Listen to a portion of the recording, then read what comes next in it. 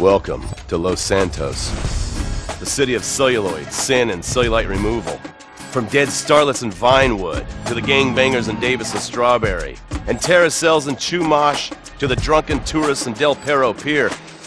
It's time to take a look inside this cesspit of destroyed dreams, drug-addled degenerates, and deluded desperados that make up this great city of lights.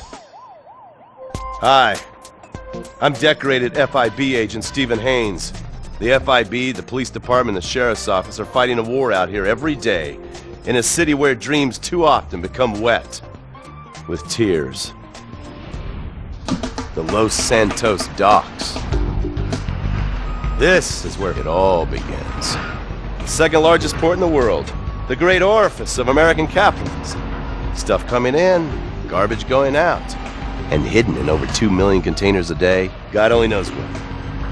The cartels pay off some low-level schlub, and suddenly you've got military-grade weapons, badly cut crystal meth, and grade A yayo from Mexico flooding our streets. And once it hits the hood, it's anarchy, with a side of murder hold the fries. Or maybe the Chinese are slipping some of our high-security weapons systems in with the recycling, and we're giving up our national security for nothing? Who knows? Who cares? As long as the financial party continues, we'll just keep picking up the pieces. A word to the wise, kids. Never use PCP. It makes you want to punch cops and run around naked, and not necessarily always in that order. Most of the time, this illicit cargo makes it straight to the gangs. But sometimes an ordinary Joe lets go and loses his shit after a pipe or two of pleasure dust.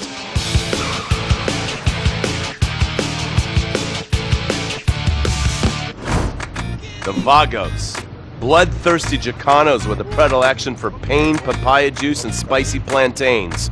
They're one of the largest Mexican street gangs in the city, with rumored connections to several major mafias. While half the battle out here is fought with guns, the other half is with informants. Sometimes you need to become the bad guys to bust the bad guys. All right, guys, let's go. When the ballas and the families aren't shooting each other, they're selling the dope that the junkies are shooting into their veins. The families love sports almost as much as they love banging.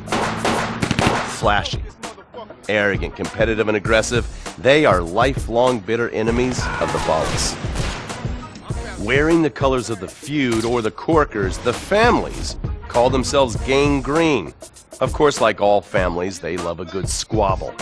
Subdivided into sets, such as the Chamberlain Gangsters or the Carson Avenue set, it turns out the families love shooting each other almost as much as they love shooting ballas. Now, the LSPD have had many run-ins with various family sets over the years. With the ballas, the FIB take a more community outreach approach. Hey guys, stay out of trouble now. Suck my Steve Haynes. Now the ballas fly the colors of the Los Santos Panic, or the Boers, purple, because they are the bruise on the face of this city. While some thugs obviously prefer 4 wheels, other desperados prefer 2. Leather, exhaust, and drugs. No, this isn't an exotic S&M party. These are one of the nation's toughest outlaw motorcycle gangs, the Lost. Rumors are they get a new tattoo for every person they stab. And it's definitely okay for your motorcycle mama to show her breasts to your friends. The FIB has been tracking the Lost for years. We've jumped from coast to coast and have spent more time in the Midwest than a tornado spotter. When they're not running meth, they're smoking it. Or so I hear, a dangerous new drug on the streets called toilet cleaner. And believe me, your toilet will be cleaned after you've smoked some of it. Of course, Vinewood being Vinewood, it's not all about leathery dudes trying to show off on their motorbikes or roided up gangbangers stuck in some 90s time warp. This is the town that made mass murder into nostalgia. Of course, to become truly popular, your murder has to be both unsolved and gruesome. In a town full of alien spotters, adults dressed as zombies, and entertainers dressed as cartoon characters, it takes something particularly awful to really catch people's attention. The famous, unsolved murder of a Vinewood starlet is one such case.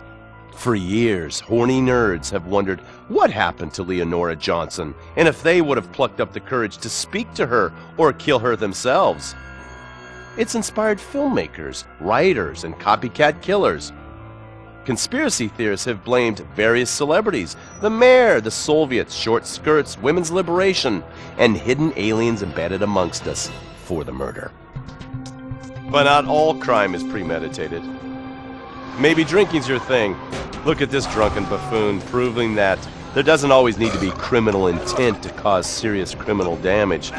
Or maybe you're just an overprivileged poppycock, living on daddy's pension and protesting about the unfairness of capitalism.